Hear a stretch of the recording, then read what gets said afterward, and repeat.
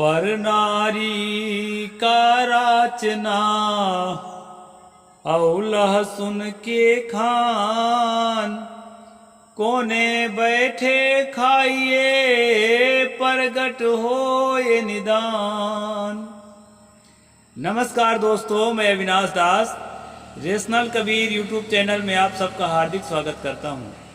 साथियों, यदि चैनल को सब्सक्राइब नहीं किए हैं तो सब्सक्राइब जरूर करें, शेयर करके अपने सभी साथियों तक, सभी ग्रुपों तक पहुंचाएं। बेल आइकन को प्रेस करें, ऑल नोटिफिकेशन ऑन रखें ताकि हर नया अपडेट आप तक पहुंच सके। लाइक और कमेंट जरूर करें दोस्तों। इस चैनल का उद्देश्य किसी भी जाति, धर्म, संप्रदाय को आहत पहुंचाना नहीं है। इस चैनल का उद्देश्य है वैज्ञानिक सोच को विकसित करना और तर्कशील समाज का निर्माण करना। साथियों, जैसा कि आपको मालूम है, अभी हम मनुस्मृति पर स्ट्रीम कर रहे हैं, तो मनुस्मृति पर ही चर्चा होगी। मैंने जो साखी बोली है उस साखी पर थोड़ा सा संक्षेप में अर्थ करता हूँ, इसके बाद जो है आज के विषय पर चलते हैं। सतगुरु कबीर साहब ने कहा, पर नारी का राचना और लहसुन की खान, कोने बैठे खाइए प्रगट होए निदान। सतगुरु कहते हैं, जो व्यक्ति दूसरे की स्त्री पर कुदृष्टि डालता है, जो गृहस्थ आदमी अपने घर में स्त्री होते हुए भी नहीं भी स्त्री आपके घर में है, फिर भी दूसरे की स्त्री पर कुदृष्टि डालने को आपको कोई हक नहीं है। सामाजिक व्यवस्था है, मनुष्य है हम लोग, पशु पक्षी की तरह किसी भी स्त्री से किसी भी पुरुष का संबंध बनाना ये जो है उचित नहीं माना जाता है।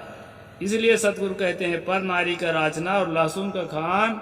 सोचते हो ना, चोरी चोरी काम चल रहा है। जैसे लहसुन को खाए हैं, कोने में छिप के भी खाए हैं, तो भी उसके जो है इसमें स्मेल निकलने लगता है और समझ में आ जाता है कि तुम लहसुन खाए हो। इसी प्रकार चोरी चोरी दूसरे के पत्नी के साथ या किसी गैर औरत के साथ जो गलत संबंध बनाते हो, उसका जो है एक न एक दिन पता चल ही जाएगा। वैसे दोस्तों, भारतीय संविधान में धारा 497 के तहत दूसरे के स्त्री के साथ संबंध बनाना मना रहा है, लेकिन मोदी जी के काल में जो है सन 2018 में उस आर्टिकल को निरस्त कर दिया गया, जब से जो है एक्स्ट्रा मैरिटल अफेयर का अधिकार दिया गया। यानी शादी से बाहर भी कोई संबंध बनाता है, उम्र अगर उसके है, बालिग है, तो उसको अपराध नहीं माना जाएगा, उस पर कोई केस नहीं होगा।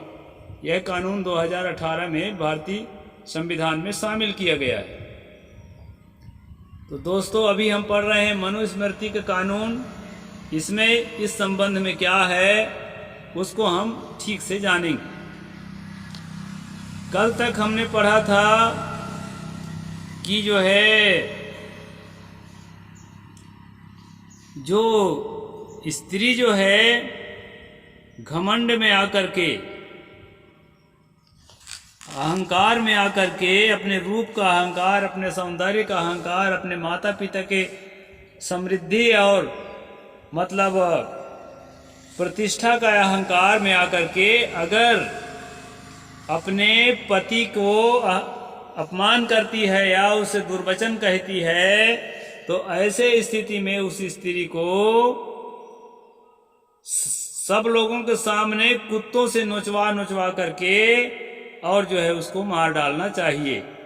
ये 371 नंबर श्लोक के तहत जो है हम पिछले स्ट्रीम में आपको बता चुका हूँ, और जो पिछला स्ट्रीम ना देखे हो तो पिछला स्ट्रीम भी देखिए।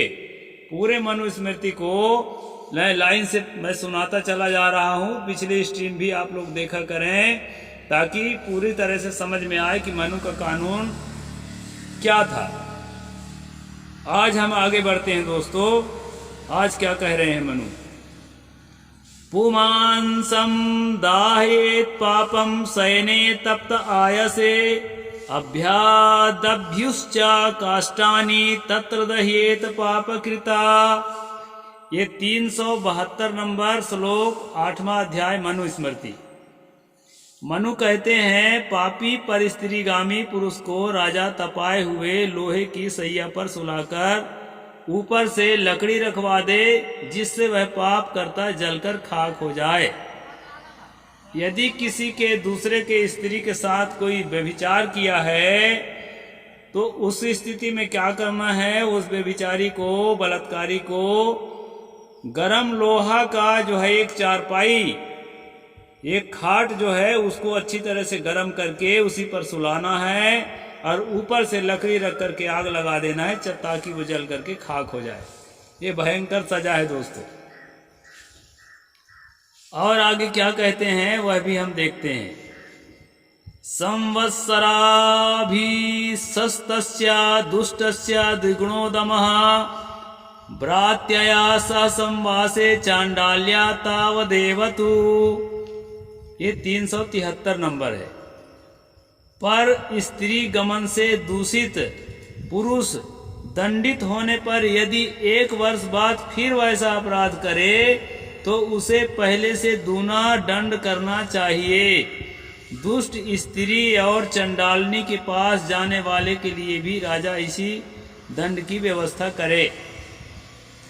राजा को मनु निर्देश देते हैं कि जो है पहले साल यदि आपने वही अपराध किया है और आपको सजा दी गई है और दूसरा साल आप फिर वैसे अपराध करते हैं तो आपको डबल सजा दिया जाएगा। यहाँ पर ये लेखक को पास इतना भी तमीज नहीं है कि जब पहले साल अपराध किया था तो गरम खाट पर, लोहे के गरम खाट पर सुलाकर जल करके उसको खाक कर दिया गया, नहीं मिट्टी मिला दिया गया, उसको राख बना दिया गया। तो राख जो है अब क्या दोबारा अपराध करेगा, तो उसको दोबारा डबल सजा दोगे। तो इस तरह से जो है दोस्तों यहाँ कंट्रोवर्सी है लेखक का, तो उसको मैं स्पष्ट करके आपको बता रहा हूँ। मर ही गया है तो उसको दोबारा अपराध कहाँ से करेगा। और दूसरी बात ये कहे हैं, जो दुष्ट स्त्री है उसको भी इसी तरह का सजा देना है और चंडालनी के पास जाने वाले को भी राजा दंड की व्यवस्था करे। दोस्तों यहाँ चंडालनी जो लिखा है, छत्तीसगढ़ में जो है दुष्ट और क्रोधी स्वभाव के स्त्री पुरुष को चंडाल चंडालनी कहते हैं, लेकिन मनुस्मृति में जहाँ चंडाल और चंडालनी शब्द आता है उसका अर्थ वाल्मीकि जाति से जातिवाचक शब्द के रूप में माना जाता है। चंडाल जाति का मतलब है जो मेहतर का काम करते हैं, वाल्मीकि लोग जो सफाई कर्मी, उस जाति को यहाँ पर चंडाल जाति और उनके घर की स्त्रियों को चंडालनी कहा जाता है। इस प्रकार चंडालनी के पास भी जाकर के और उसका व्यभिचार करता है, उसकी सजा के लिए भी यहाँ पर राजा ने, मनु ने राजा को व्यवस्था दिया है। इस प्रकार दोस्तों यह जो व्यभिचार करने वालों के लिए मनु की सजा है। और इसके बाद जो है आगे हम देखेंगे कि जाति के हिसाब से किस जाति के पुरुष और किस जाति के स्त्री अगर नाजायज संबंध करते हैं उनके लिए क्या सजा है, उसकी बात जो है हम आगे देखेंगे। अगला श्लोक में कहते हैं, शूद्रो गुप्तम गुप्तम वा द्वैजातम वर्णवासन अगुप्तमंग सर्वस्वैर गुप्तम सर्वेण हीयते। ये 374 नंबर श्लोक है, 8वां अध्याय मनुस्मृति। यहाँ पर मनु कहते हैं कि जो शूद्र का मतलब होता है ओबीसी और अति शूद्र का मतलब होता है एससी एसटी आज की भाषा में। मनुस्मृति में जहाँ भी शूद्र लिखा है तो समझ लीजिए कि ओबीसी वर्ग का जो होता है, किसान वर्ग का जो आदमी होता है उसको मनुस्मृति में शूद्र कहा गया है।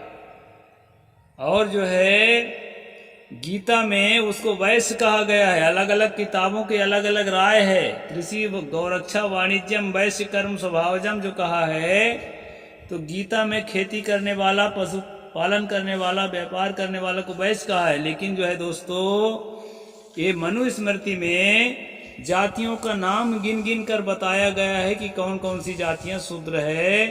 तो लोहार है, तेली है, कलार है और जो है कुर्मी है, लोधी है, इन सारी जातियों को शूद्र वर्ग में गिना गया है। जाट मराठाओं को, गुर्जर को भी शूद्र वर्ग में गिना गया है मनुस्मृति के हिसाब से।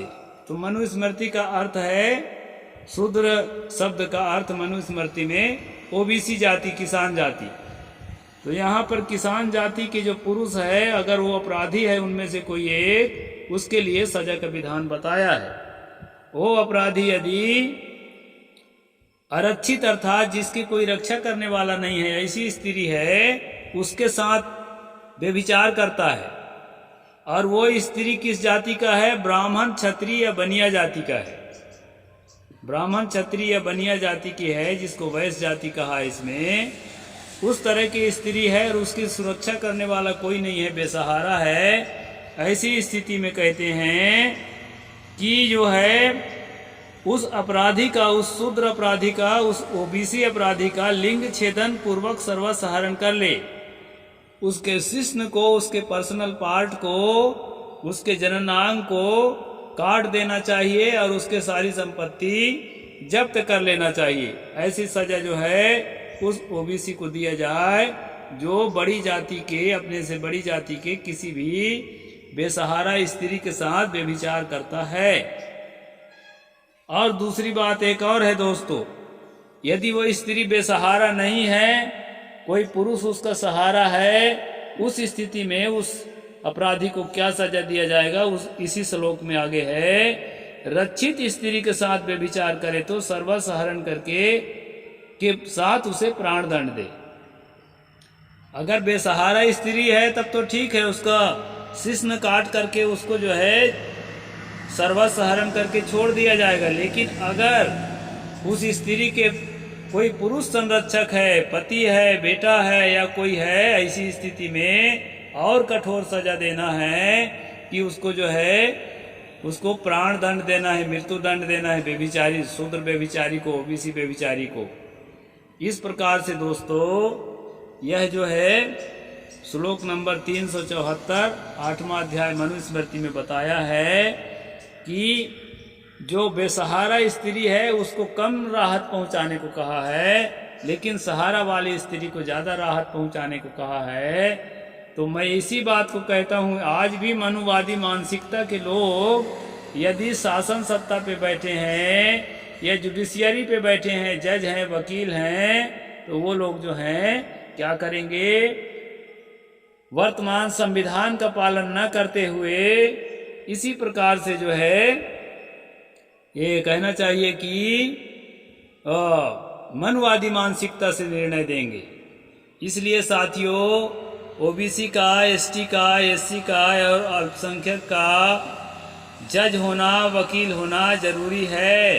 अपने बाल बच्चों को पढ़ा करके और वकील, जज और नेता मंत्री सब कुछ बनाइए, तभी जाकर के जो है आपको सही न्याय मिल पाएगा और कानून का सही पालन हो पाएगा। तो यहाँ पर मैंने मनु के कुछ श्लोक पढ़ करके आपको सुनाया है और आगे जो है इसी विषय पर अभी लगातार चल रहा है। मैं कल सुनाऊंगा दोस्तों। जो पहले का स्ट्रीम न देखे हों वो ज़रूर देखें और अपने साथियों तक सभी स्ट्रीम को पहुंचाएं, ताकि मेरा चैनल जो है डेवलप हो सके और जन जन तक न्याय की बात, सत्य की बात और जो है धर्म ग्रंथों के जो एक्सपोज का काम है, खुलासा का काम है, वो पहुंच सके। साहिब बंदगी। जय जोहार, जय भीम, जय भारत।